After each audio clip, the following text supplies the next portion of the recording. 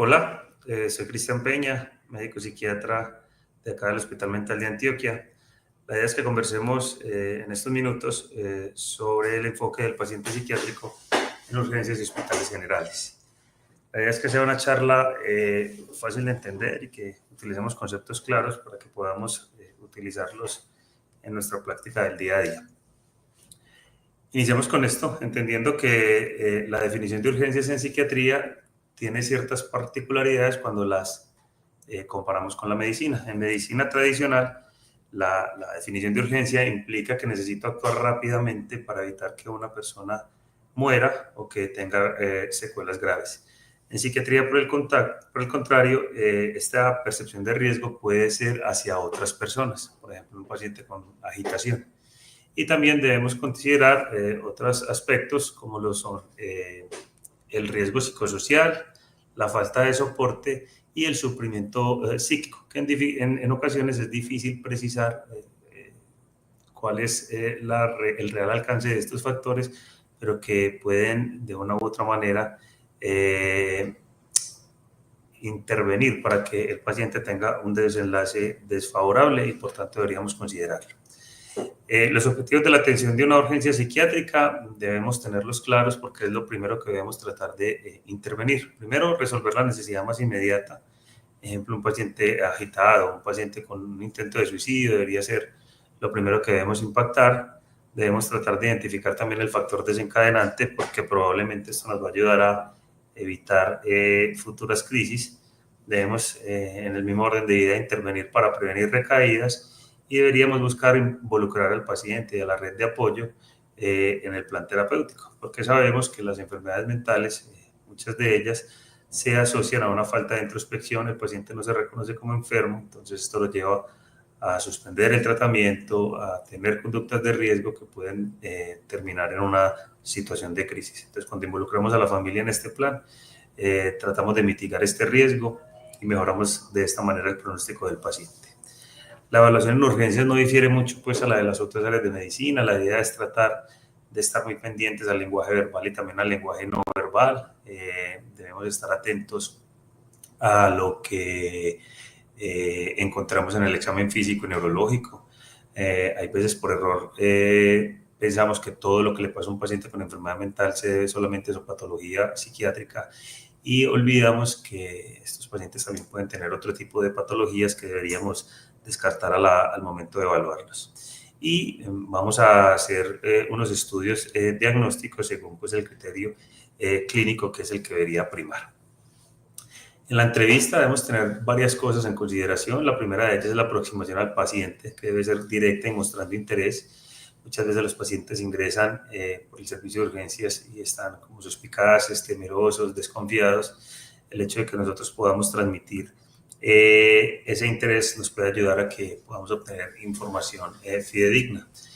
Pero también tenemos que tener muy en cuenta que en pacientes con potencial riesgo de agresividad deberíamos mantener una distancia interpersonal adecuada. Acá es donde hago mucho énfasis en esto de del lenguaje no verbal o de las señales no verbales que nos pueden implicar, dar la idea de que hay un riesgo y en ese tipo de pacientes deberíamos saber también cómo intervenir.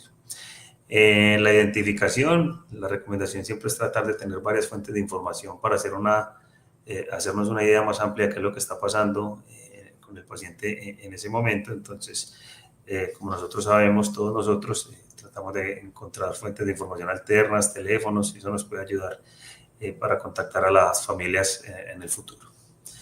El motivo de consulta, pues, lo que refiere al paciente, en ocasiones también recomendamos que en el motivo de consulta vaya lo que digan los acompañantes, que a veces hay grandes diferencias entre uno y otro y eso nos ayuda también a entender que algo puede estar pasando. En la enfermedad actual hacemos un énfasis en cómo empezaron los síntomas, si hubo algo que detonó la crisis, cómo ha sido la duración, en qué contextos o circunstancias los síntomas progresan o qué hace que se exacerbe la sintomatología. Dentro de los antecedentes psiquiátricos hacemos énfasis en si el paciente ha tenido episodios previos desde el primer episodio, qué tratamientos ha recibido, cuáles tratamientos ha tolerado, cuáles por el contrario le han generado efectos secundarios y cuál ha sido el tiempo sin tratamiento, que en muchas ocasiones es un marcador pronóstico. en el sentido de que los pacientes que llevan mucho tiempo sin un tratamiento específico de sus síntomas, pues pueden demorarse en responder y pueden tener respuestas incompletas. Dentro de los antecedentes personales hacemos pues como toda la pesquisa, los alérgicos, los traumáticos, los quirúrgicos, los tóxicos, los ginecobstétricos, etc. Dentro de los ginecobstétricos debemos considerar siempre que una mujer en edad fértil, considerar la posibilidad de un embarazo y por tanto deberíamos descartarlo o en el caso de que este se presente, tenerlo muy en cuenta a la hora de prescribir ciertos fármacos que pueden generar un riesgo de daño al feto y también entender que hay algunas enfermedades mentales que pueden generar un mayor riesgo de descompensación en el estado de embarazo. En los antecedentes biográficos, importante tratar de hacer un sondeo de cómo ha sido la historia vital del paciente, porque sabemos que hay marcadores de riesgo para el desarrollo de enfermedades mentales, violencia, abuso, maltrato, desplazamiento forzado, en situaciones pues como propias o muy propias de nuestro país. Deberíamos entender que son marcadores de enfermedad mental y deberíamos tratar de indagar por ellas. También es importante definir las redes de apoyo de la persona y cómo ha sido la personalidad premórbida, porque esto nos puede ayudar también a saber cómo intervenimos. Y en los antecedentes familiares, pues hacemos un énfasis en los trastornos psiquiátricos. Sabemos pues que el departamento de Antioquia es un departamento con una alta carga de enfermedad mental por agregación familiar, entonces estos tipos de enfermedades suelen tener presentación en las familias y nos podría ayudar también a entender cómo podemos intervenir. Esto es lo que nosotros evaluamos en el examen mental. Cada uno de estos aspectos nos ayuda a nosotros para hacer una presunción diagnóstica y de tal manera actuar, ¿cierto? Como muchas otras áreas de la medicina, es importante saber que síntomas aislados no hacen un diagnóstico y que por eso debemos hacer un examen mental muy juicioso para tratar de identificar la mayor cantidad posible de síntomas y a partir de ahí hacer un plan diagnóstico y de tratamiento. La conciencia de la orientación entendido como la capacidad que tiene el paciente de interactuar con el medio, de entender su entorno. En el porte y la actitud evaluamos si el paciente está tranquilo, o por el contrario está suspicaz, desconfiado, poco colaborador, si su presentación personal es acorde a la situación o por lo contrario vemos que el paciente está con una actitud, un porte desaliñado o con una presentación personal vistosa, por ejemplo en los cuadros de manía. La actividad motora la evaluamos desde la inhibición motora hasta la franca exaltación o la agitación. En el lenguaje evaluamos fundamentalmente la forma del pensamiento, entonces el tono de voz, la producción o la cantidad de palabras que emite el paciente, el tono de voz en que lo hace.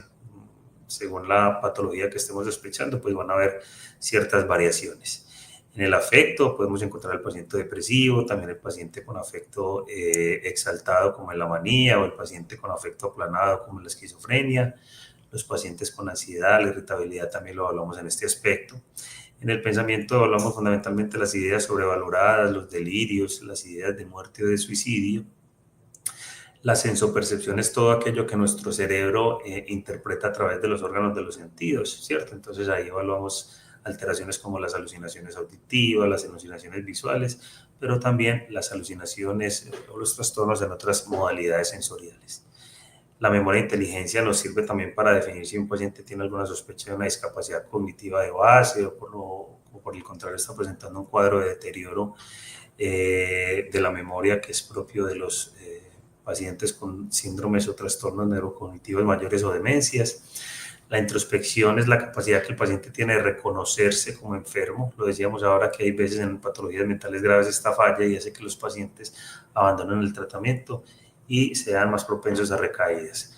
La prospección es como el paciente se percibe en el futuro, que también puede alterarse en las diferentes patologías. Y el juicio y raciocinio, entendido como la capacidad que tenga el paciente en un momento para la toma de decisiones. Con respecto al examen físico y neurológico, deberíamos hacerlo en todos los pacientes y deberíamos hacer un especial énfasis en pacientes con estas características. Un paciente que asista por urgencias con un episodio psicótico de inicio agudo, con un primer episodio psicótico, cuando por las características clínicas sospechamos de una patología que se denomina delirium, ahorita vamos a hablar un poco más de ella, o en cualquier otro hallazgo que sugiera organicidad. En ese caso deberíamos estar muy pendientes a descartar otra patología que pueda estar explicando la sintomatología. Con respecto a los signos vitales, es importante considerar que los cuadros de abstinencia pueden alterarse en fases tempranas. Entonces, deberíamos apoyarnos del personal de enfermería, porque cuando hay ese tipo de variabilidades, también deberíamos descartar causas orgánicas o que amenacen la vida del paciente. Los paraclínicos, como les decía ahora, van a depender mucho del criterio clínico. Después de hacer un análisis, un examen, una anamnesis juiciosa, pues deberíamos hacer una presunción diagnóstica y a partir de ahí buscar descartar ciertas patologías. Lo que usualmente nosotros más solicitamos son paraclínicos para descartar infecciones, para evaluar cómo está la parte metabólica. El ionograma es importante en algunos tipos específicos de pacientes para descartar patologías específicas como el delirium. También entender que es necesario saber cómo está la función hepática y la función renal para minimizar en lo posible el riesgo asociado al uso de medicamentos. El electrocardiograma como un examen de base sería recomendado en pacientes que vayan a utilizar psicofármacos y en algunos casos pues la neuroimagen.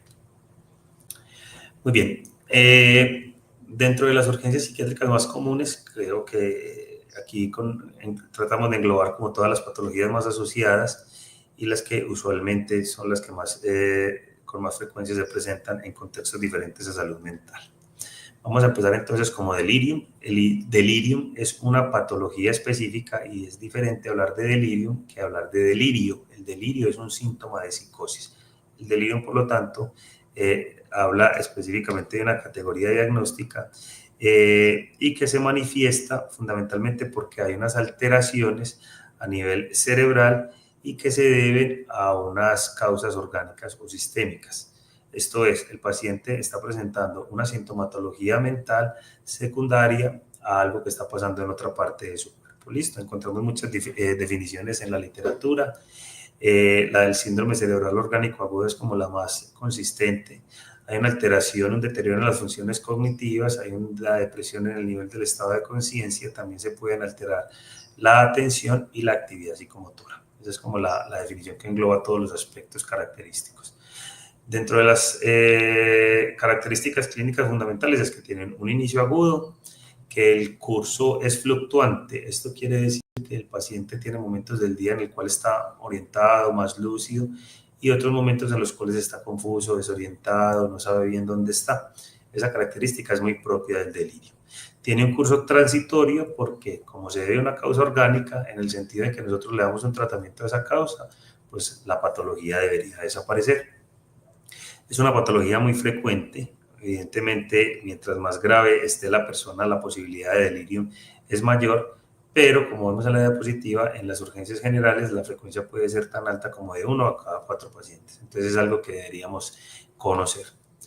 Dentro de la fisiopatología, me detengo un poquito en estos tres aspectos. Primero, en que hay alteraciones en los neurotransmisores, hay un aumento en la dopamina, lo que nos explica a nosotros por qué utilizamos antidopaminérgicos o antipsicóticos, y hay una disminución en la acetilcolina, lo que también nos permite entender por qué en estos pacientes el uso de medicación anticolinérgica debería evitarse.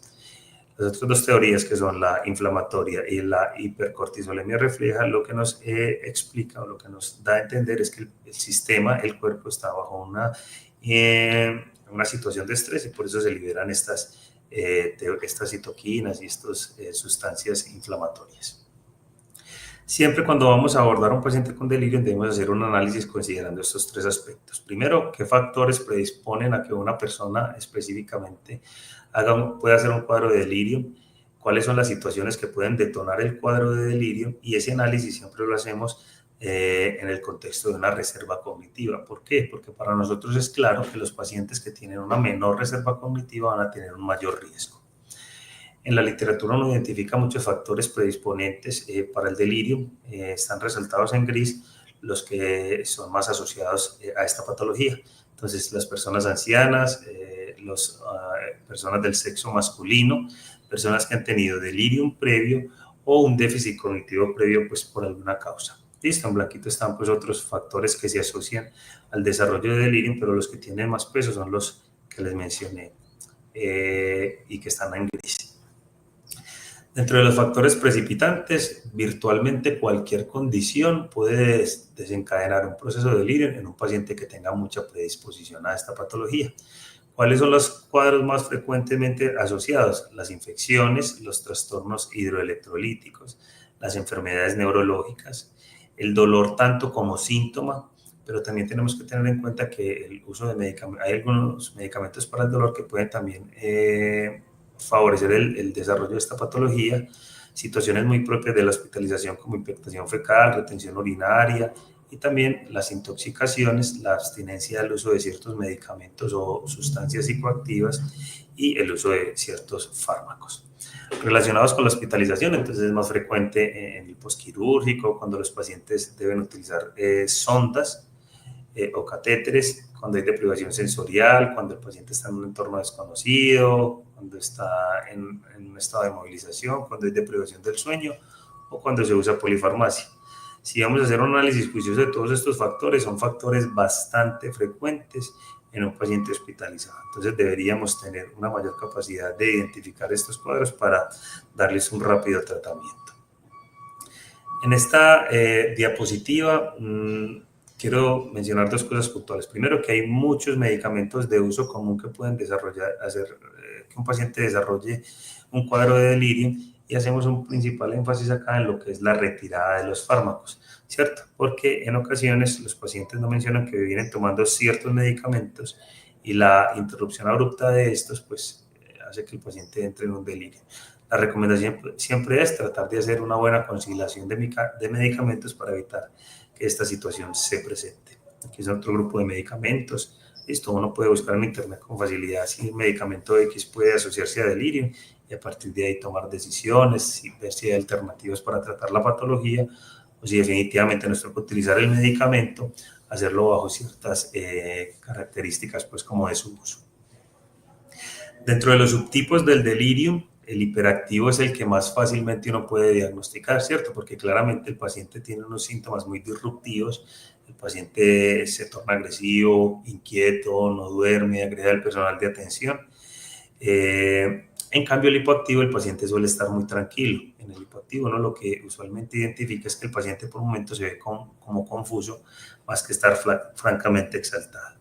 La idea es entender que puede presentarse uno u otro de los subtipos y que debemos estar muy pendientes. ¿Por qué? Porque el hipoactivo, al ser el más frecuente, nos ha pasado con cierta frecuencia que los pacientes son dados de alta del hospital, aún en delirio, y pues evidentemente regresan con una patología ya más avanzada o con varias causas que requieren un tratamiento pues adicional. Y la presentación mixta se refiere que en algún momento del mismo cuadro el paciente puede tener síntomas de hiperactividad y de hipoactividad en el delirio. Muy bien, el diagnóstico con respecto al delirio siempre va a ser eminentemente clínico. Debemos hacer entonces el análisis de que les dije, considerar qué factores predisponentes, cuáles son factores precipitantes. Hacemos unas exploraciones complementarias según nuestra presunción diagnóstica, identificamos la patología y le damos el tratamiento. ¿Listo? Con respecto al diagnóstico diferencial, si en un momento dado de la evolución un paciente con delirio y demencia puede tener los mismos síntomas, pero la clave está en el curso de la enfermedad. El curso en la demencia es progresivo, recordemos que ahorita decíamos que en el delirium es agudo, la demencia es irreversible, el delirium por su parte, si el paciente tiene un tratamiento específico para su causa, pues va a mejorar, y en la demencia suele haber una preservación del estado de conciencia. Lo que sí necesitamos saber es que la relación es bidireccional. Un paciente que tiene demencia tiene mucho más riesgo de desarrollar un delirium, y aquellos pacientes que empiezan a tener episodios repetidos de delirium van a tener un mayor riesgo de desarrollar una demencia. En el caso del delirio hipoactivo, el diagnóstico diferencial debería hacerse con depresión, y en el hiperactivo, en los casos de ansiedad o pacientes con trastornos psicóticos ya conocidos. La clave en el delirio está siempre en la prevención, ¿cierto?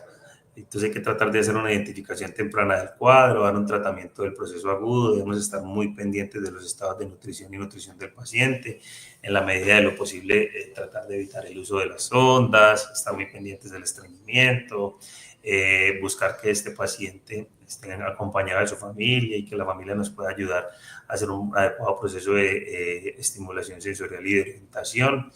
procurar porque estos pacientes durante la noche puedan descansar, que no tengan exposición a estímulos lumínicos o auditivos, y evitar en lo posible el uso de sedantes y anticolinérgicos que pueden volver al paciente pues más confuso y exacerbar la sintomatología. Dentro del tratamiento, lo importante, ya lo he dicho varias veces, es buscar y tratar la causa. En las estrategias no farmacológicas, involucrar a la familia y también entender que ocasionalmente, afortunadamente no es lo más frecuente, en estos pacientes en algún momento deberíamos considerar el uso de contención química y mecánica, pero debemos tener en cuenta que debería ser solo en situaciones de riesgo y por el menor tiempo posible, por la fragilidad propia de este tipo de pacientes. El tratamiento farmacológico siempre debe acompañar a las medidas no farmacológicas.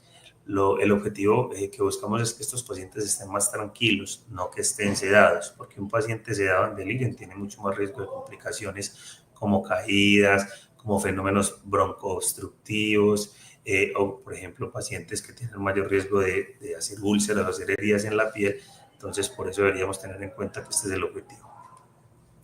Los antipsicóticos los utilizamos, ahorita veíamos que en la fisiopatología el aumento de la dopamina tiene que ver con la presentación clínica, entonces usamos los antipsicóticos. El haloperidol sigue siendo de fácil consecución, es barato, yo diría que aún está disponible pues en cualquier hospital y es el que más utilizamos, ¿cierto? Pueden haber temores por los efectos extrapiramidales asociados al uso de haloperidol, pero la realidad es que estos efectos secundarios se presentan más frecuentemente en pacientes que requieren usos altos del medicamento, de dosis alta y por vía parenteral. En cambio, en el delirium usamos usualmente dosis bajitas y por vía oral. Entonces, estos efectos no son tan frecuentes. Hay que tratar de evitar la levomepromacina porque puede pues, empeorar la parte cognitiva por el efecto anticolinérgico. Y ahí vemos pues la presentación en haloperidol, haciendo énfasis en que para el delirium utilizamos usualmente las gotas. Y los antipsicóticos atípicos que están más recientemente disponibles, los que más utilizamos son la quetiapina y la risperidona. La quetiapina tiene el plus es que produce somnolencia, entonces se puede ayudar para el manejo también del insomnio en estos pacientes. Y los deberíamos utilizar cuando debemos utilizar dosis altas de haloperidol, cuando hay pacientes que tienen efectos extrapiramidales aún con dosis bajitas de haloperidol o que tienen alguna enfermedad neurológica que se asocia a síntomas motores. Entonces ahí preferiríamos la quetiapina. Las dosis también siguen siendo bajitas y la idea es ir titulando según la respuesta. Muy bien, ¿de qué va a depender el pronóstico del delirium? Pues primero del número de causas, porque eso va de la mano con la duración. Si tengo más causas, probablemente la patología va a durar más tiempo.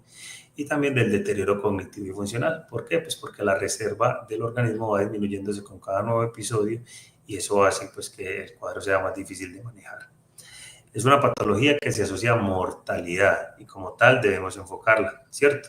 ¿Por qué? Porque muchas veces los pacientes llegan por urgencias y la persona que los evalúa los ve tranquilos, orientados, saben su nombre, saben dónde están, entonces dicen, no, pero esto no es una urgencia. Y la realidad es que sí lo es, entonces estos pacientes deberían tener un enfoque de tratamiento y de sospecha diagnóstica, de hacer unos exámenes y dar el tratamiento específico para evitar este desenlace desfavorable. Y complicaciones pues van a depender también del deterioro del nivel cognitivo y funcional del paciente y del número de causas. Hablábamos ahorita algo de las infecciones, las úlceras por presión, los fenómenos tromboembólicos y las caídas. Muy bien, vamos ahora a hablar del intento de suicidio. Siempre que evaluemos un paciente con un acto suicida debemos tener en cuenta varias consideraciones. Primero es la contratransferencia, entendida como la reacción emocional que puedo tener yo como evaluador a la hora de abordar a un paciente con este motivo de consulta.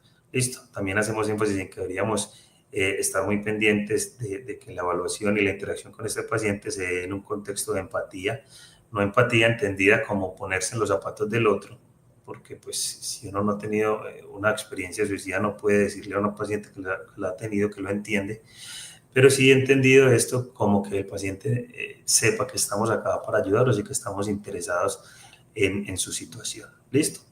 En un contexto de privacidad, en algún primer momento puede que un paciente no manifieste abiertamente la ideación suicida, entonces deberíamos también estar pendiente para evaluar a este paciente en otro contexto y reevaluar esa ideación. Siempre debemos preguntar sobre intención de muerte. Había pues como un mito con respecto a que indagar por la intención de muerte iba a aumentar el riesgo de suicidio en los pacientes y la realidad es que puede ayudar para que el paciente pueda expresar lo que siente y esto pueda disminuir el riesgo asociado.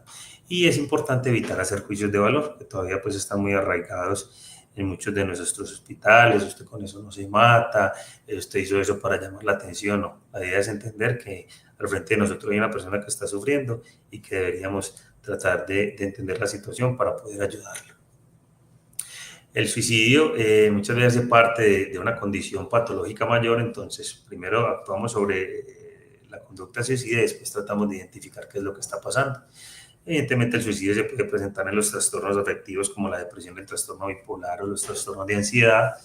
Es bastante grande la asociación con uso de sustancias. Muchas de las personas que tienen conductas suicidas lo hacen bajo el influjo de sustancias psicoactivas. En pacientes con cuadros psicóticos como la esquizofrenia, cuando empiezan a escuchar voces que les indican que deben quitarse la vida, puede también presentarse ahí. O personas que tienen un mal manejo o regulación de las emociones, que es esa impulsividad y que pueden cometer actos suicidas bajo estas circunstancias. Dentro de los factores de riesgo, pues la literatura describe muchos. Los más importantes diríamos nosotros que son los intentos previos. Y ahorita vamos a hablar de una escala para evaluación del riesgo de suicidio que tiene en cuenta estos otros factores de riesgo que aquí les menciono. Siempre debemos considerar no solamente el método que el paciente o la paciente utilizó para el acto suicida, sino tratar de hacer una evaluación mucho más global que nos pueda dar una estimación más certera del riesgo y a partir de ahí nosotros tomar una decisión. Listo, entonces evidentemente evaluar qué tan peligroso es el método elegido, pero también necesitamos saber si el paciente está o no satisfecho de haberse salvado, si realizó el acto de manera en que fuese descubierto o si por el contrario se fue para un lugar apartado y lo hizo estando solo, si fue un impulso o un plan suicida estructurado y si hay una clara intención de morir o la intención es más como de evadirse la situación. Cuando le damos respuesta a estas preguntas, pues podemos llegar a ser más certeros con la valoración del riesgo. Antes hacíamos pues una clasificación con respecto a acto suicida. Una era el gesto suicida, que cuando identificábamos que era un método de baja letalidad o que de pronto había una ganancia secundaria, que el paciente buscaba movilizar a otros, pues consideramos que era un gesto suicida y en esos casos pues como que disminuíamos la percepción de riesgo o subvalorábamos la percepción del riesgo y muchas veces estos pacientes eran devueltos a su casa sin siquiera tener una remisión por personal de salud mental. En cambio, los pacientes con intentos de suicidio, pues hacían unos intentos con unos métodos de alta letalidad y había una clara ideación e intención.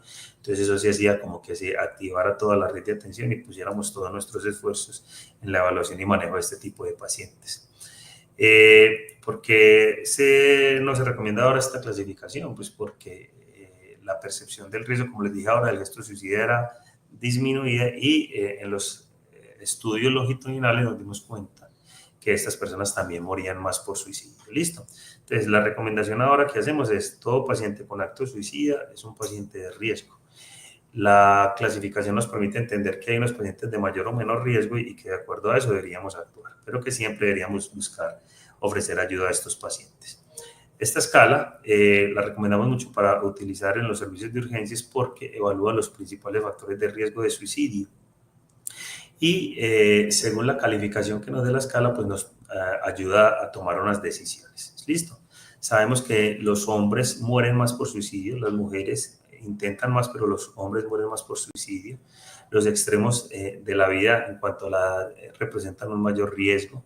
El hecho de tener depresión o otras enfermedades mentales también aumenta el riesgo, los intentos previos, el uso de el consumo de sustancias psicoactivas, la pérdida del pensamiento racional, por ejemplo, en la psicosis puede acarrear un mayor riesgo, la falta de soporte social, si el paciente tiene un plan estructurado de suicidio, si el paciente no tiene pareja o si hay alguna otra condición médica o psiquiátrica crónica, también aumenta el riesgo. ¿Listo? Entonces son 10 ítems que evaluamos y hacemos una puntuación a partir de ahí. Si la puntuación es de 0 a 2 puntos, pues el paciente puede ser enviado a casa, o sea, recomendar un manejo ambulatorio, pero siempre deberíamos recomendar una remisión por personal de salud mental y ojalá un acompañamiento familiar. Y de ahí para arriba, pues nosotros tratamos de hacer una evaluación muy individualizada, considerando las características de cada uno de los individuos en particular, ¿cierto? Porque si, por ejemplo, el paciente tiene 3 o 4 puntos, pero uno de esos puntos es que el paciente no tiene soporte social o vive solo, pues uno trata de hacer una evaluación individual y en ese caso, por ejemplo, preferir la hospitalización o cuando no hay una red de soporte o cuando el contexto familiar es disfuncional, pues en esos casos también deberíamos recomendar un manejo hospitalario. Y en puntuaciones altas, pues termina siendo lo más recomendado. Listo. A manera de resumen, pacientes con bajo riesgo, entonces una supervisión familiar estrecha y hacemos un seguimiento ambulatorio por psicología o psiquiatría. Y en los pacientes con alto riesgo, pues la idea es estabilizar al paciente previo a que sea remitido a psiquiatría. Y en ese proceso y en ese tiempo, pues que el paciente siempre esté acompañado, evitar objetos con los que pueda hacerse daño, que el paciente esté en un ambiente muy vigilado y podemos pensar en el uso de ciertos medicamentos con el fin de que el paciente esté más tranquilo. Y pues evidentemente, esto lo recomendamos mucho los médicos de primer nivel, si un paciente ustedes consideran que tiene unos criterios de depresión, pues empiezan el tratamiento mientras el paciente es remitido. En nuestro contexto, si el paciente rechaza la hospitalización y no hay un compromiso del juicio y raciocinio, puede considerarse el alta voluntad. Eso es lo que dice la ley pues, en nuestro país. Hay casos de depresión en los cuales el paciente tiene su capacidad de entender qué es lo que está pasando y eso pues deberíamos respetarlo. La recomendación que damos siempre es tratar de persuadir al paciente de los riesgos que pueden tener esta conducta. Listo, también buscar involucrar a la familia para que la familia se dé una idea de qué puede pasar si el paciente no recibe el tratamiento adecuado. Y de todas maneras dejar pues la puerta abierta al paciente, hacer la remisión al personal de salud mental y dar claramente signos de alarma para que el paciente vuelva a consultar por urgencias. Muy bien. Otro de los motivos de consulta frecuentes son los pacientes agitados y violentos, ¿cierto? Sabemos que la diferencia entre agitación y violencia es que en la última, la violencia, hay un objetivo que es hacerle daño a otras personas. La gran mayoría de pacientes agitados no tienen como finalidad agredir, sino más como evadir una situación. Listo. También es importante saber de esto porque es muy frecuente en los pacientes en los servicios de urgencias generales, hasta en el 5% de los casos, y usualmente debemos entender que cuando hay un paciente agitado puede estar teniendo puede estar en el contexto de una enfermedad mental, pero también de otras patologías, ¿cierto? Y eso pues también es importante que lo tengamos en cuenta. Dentro de enfermedades mentales, en la esquizofrenia, en los cuadros de manía, en las personas que consumen psicoactivos, personas con discapacidad cognitiva en cuadros de abstinencia se puede presentar, pero también se puede presentar en patologías neurológicas como la epilepsia, o en otros contextos, como un trastorno de personalidad, personas que puedan llegar a tener una ganancia secundaria o como respuesta a estresores. Muy bien, debemos estar pendientes de estos signos, porque si hay un paciente que estamos evaluando y presenta alguno de ellos, debemos estar muy pendientes porque el riesgo es mucho mayor. Aquellos pacientes que nos hablan en un tono de voz elevado, que nos amenazan, que son agresivos verbalmente o que hablan con signos evidentes de tensión muscular en los maceteros, en los antebrazos o en el cuello, que deambulan continuamente por el servicio o por el consultorio, que empiezan a golpear puertas o objetos. Y debemos tener un especial cuidado en personas o en sujetos que tengan antecedentes de episodios previos de violencia. Entonces, mucho cuidado cuando identifiquemos estos signos. Muy bien, el tratamiento agudo, aquí pues como una cascarita, no es la contención física en primera instancia. Siempre debemos tratar de hacer un desescalamiento verbal del paciente para tratar de conocer sus necesidades y tratar de evitar tener que llegar a medidas pues como más restrictivas, ¿cierto? Hemos tenido casos de pacientes que se agitan porque tienen frío, porque quieren ir al baño, porque tienen hambre. Entonces, el hecho de uno tratar de hacer un desescalamiento verbal, de identificar esa necesidad y de proponer una solución, pues probablemente nos va a ayudar a que esos casos de agitación no se presenten. Listo, podemos ofrecer medicación oral en pacientes que vemos muy ansiosos, muy angustiados, antes de pensar en la medicación parenteral. Una vez tomemos la decisión de que un paciente está en un estado de agitación y que debemos intervenir para evitar un riesgo hacia él o hacia otras personas, la idea es actuar según un protocolo estandarizado, que en el hospital mental pues está muy bien definido. La recomendación es un individuo por extremidad y un quinto individuo que prepare la medicación y pueda aplicarla. ¿Listo? En todo momento es clave que hablemos sin gritos al paciente, que expliquemos el procedimiento. Muchas veces tenemos la percepción de que porque el paciente está muy psicótico no está pendiente de lo que está pasando, y la realidad es que ellos sí pueden recordarlo. Entonces siempre debemos tratar de tener la calma y el control sobre la situación, explicarle al paciente que está en una situación de riesgo para él y para otras personas y que por tal razón debemos actuar de esa manera. Siempre debemos tratar de considerar la posibilidad de que el paciente porte armas, porque nuestra seguridad debería ser pues como la prioridad. Con respecto ya a la contención farmacológica, la recomendación sigue siendo el uso de benzodiazepinas más neurolépticos parenterales por vía intramuscular. ¿Listo? La recomendación es evitar la aplicación intravenosa de estos medicamentos por el riesgo que implica para el paciente y de las personas que vayan a tratar de acceder pues, o de tomar el acceso venoso.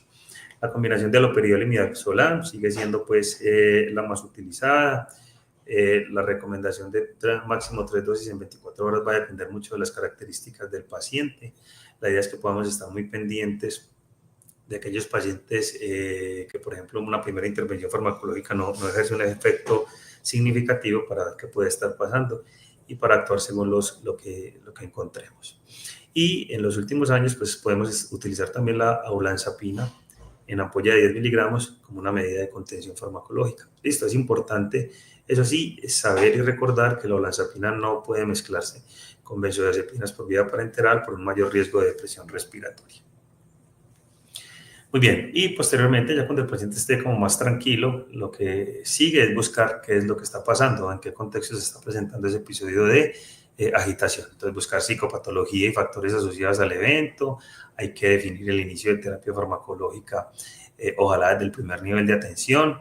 Si identificamos una enfermedad mental, pues debemos remitir al paciente a psiquiatría, pero si hay alguna otra patología, lo remitimos a la especialidad correspondiente. Y en pacientes o en personas que presenten estados de agitación o de violencia y que no haya una enfermedad mental primaria, pues buscar la ayuda de entes gubernamentales. Muy bien, otro de los motivos frecuentes de consulta son los pacientes con trastornos somatomorfos.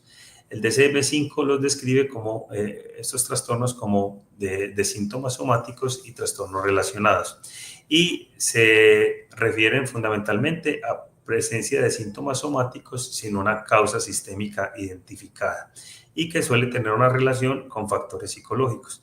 Listo. El prototipo de paciente es aquel paciente que empieza a consultar repetidamente por servicios de consulta externa, por servicios de urgencias, con una sintomatología sistémica que suele ser variada y para la cual no se identifica una causa. Y eso genera pues un aumento en los niveles de estrés del paciente, de pronto frustración en el médico porque no logramos identificar qué es lo que está pasando. Listo.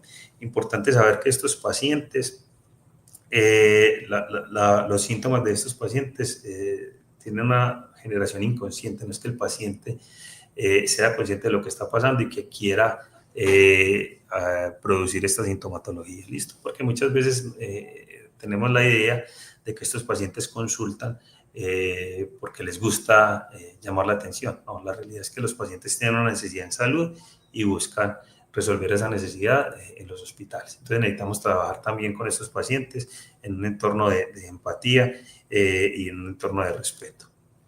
Es más frecuente en las mujeres, en mayor porcentaje en adolescentes, en personas provenientes de zonas rurales y personas de baja escolaridad y niveles de inteligencia limítrofes. Los síntomas suelen ser muy variados, listo. Usualmente lo que más preocupa a las personas y por lo que más consultan son por los síntomas pseudoneurológicos, ¿cierto? Cuadros de parálisis, cuadros de temblor, de ceguera, que el paciente se quede sin pues, o pierda la capacidad de comunicarse, que empieza a presentar anestesia en algunas partes del cuerpo, o las convulsiones, que en este caso se denominan como pseudoconvulsiones, y que son crisis que tienen como unas características un poquito diferentes a las convencionales. Con respecto al diagnóstico diferencial, pues la simulación, ¿cierto? En la simulación el paciente sí busca producir sus síntomas con una ganancia secundaria. Listo. Lo otro es entender que muchos de estos pacientes, cuando se les hace seguimiento en el tiempo, pueden identificarse alguna causa asociada a los síntomas. Entonces, la recomendación es que en este tipo de pacientes podamos hacer un seguimiento. Y el otro diagnóstico diferencial debería hacerse con trastornos orgánicos que tengan unas presentaciones atípicas. El manejo está muy hacia lo que ya hemos hablado con nosotros, con patologías, una escucha empática, o tratar de no hacer juicios de valor. Hay que hacer un examen físico completo y debemos tratar de hacer un proceso racional para descartar organicidad. Deberíamos tratar de evitar el enviar a estos pacientes al psiquiatra de primero, sin hacer un estudio adicional, pero también encontramos el otro caso, que son los pacientes que consultan con múltiples especialidades, múltiples exámenes y que todavía continúan con la idea de que algo me falta por estudiar y de pronto tengo una enfermedad que todavía no me han estudiado. Entonces hay que ser un poquito muy juiciosos con eso, porque este extremo de la ecuación también puede hacer que los pacientes persistan con la sintomatología. Hay que tratar de abordar con celeridad a estos pacientes, garantizar confidencialidad y privacidad para que se pueda ventilar el conflicto. Hemos tenido casos en los cuales los pacientes nos comentan a la cuarta o quinta consulta que lo que está pasando es porque tiene problemas familiares, problemas económicos. Entonces siempre deberíamos entender que cualquier momento es el mejor momento adecuado para que el paciente se sienta cómodo para expresar lo que siente. Intervención por psicología y psiquiatría, evidentemente, descartar otras patologías asociadas como depresión mayor, como trastornos de ansiedad, y a partir de ahí definir pues el inicio de los medicamentos correspondientes. Muy bien, y para terminar, entonces vamos a hablar de los pacientes que son víctimas de situaciones traumáticas. Listo, es importante entender que la definición de trauma es subjetiva, lo que a una persona pudiera generarle un estado de estrés después de un trauma, a otra persona quizás pueda no desarrollarlo. Es importante saber que las respuestas emocionales son individuales y que pueden llegar a ser intensas y que en ese orden de ideas es importante que estos pacientes tengan un seguimiento para ver que no vayan a desarrollar este tipo de enfermedades mentales. Cada uno de nosotros cuando está sometido a una situación de trauma psicológico pasa por estas fases, ¿cierto? La primera es la fase de impacto, que es la reacción inmediata tras la exposición al trauma y que puede tener respuestas muy variables, ¿listo? Que pueden ir desde el llanto, desde la angustia, la inquietud, hasta la agresividad o el embotamiento afectivo o la aparente apatía. Aquellos pacientes o personas que reciben una noticia traumática y que pareciera como que no la hubieran recibido, entonces como que no hubieran tenido una reacción emocional, también puede pasar. Es muy importante que sepamos que es muy diversa la reacción en esta fase de impacto.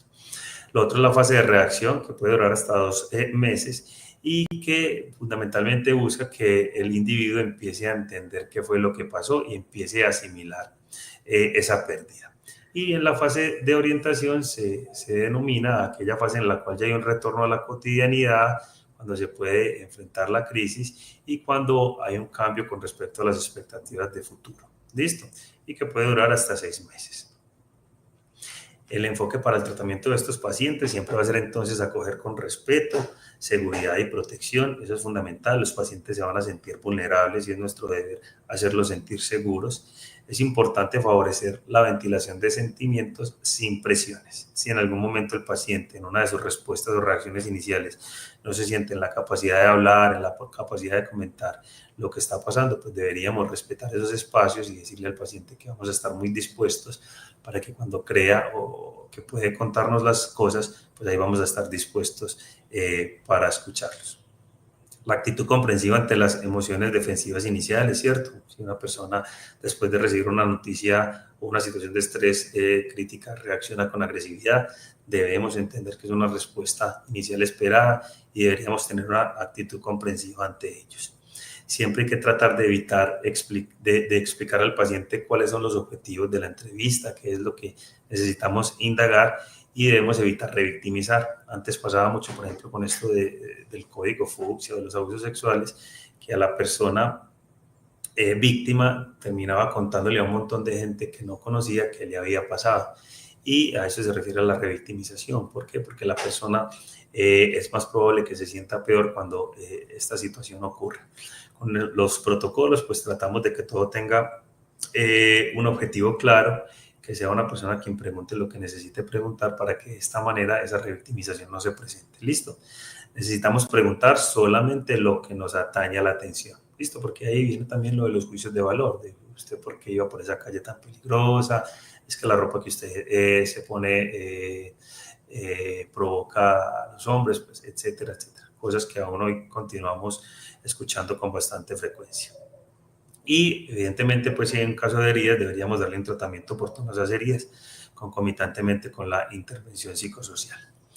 Debemos tener una intervención psicoterapéutica temprana, hay que buscar vincular a la familia y a la red de apoyo, pues identificamos que la familia es un factor de riesgo, pues también deberíamos saber las redes que deberíamos activar. No debemos utilizar las benzodiazepinas para que se le olvide lo que pasó y para que duerma, eso no tiene pues ningún sustento en la literatura.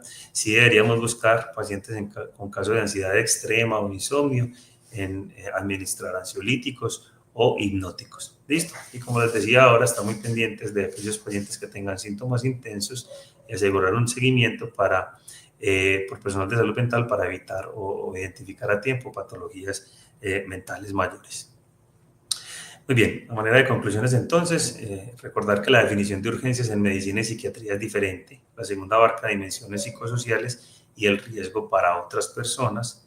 Es fundamental un abordaje clínico integral de estos pacientes dentro de un ambiente que brinde seguridad al paciente y a terceros, en un marco de respeto y empatía y evitando los prejuicios y los juicios de valor.